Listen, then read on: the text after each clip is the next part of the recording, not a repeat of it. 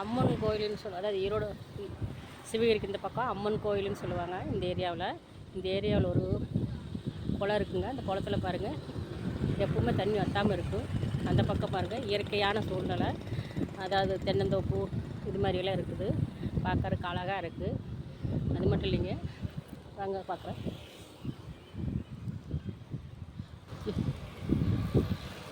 பக்கத்தில் பாருங்கள் 2 சிலை வேறு இருக்குது.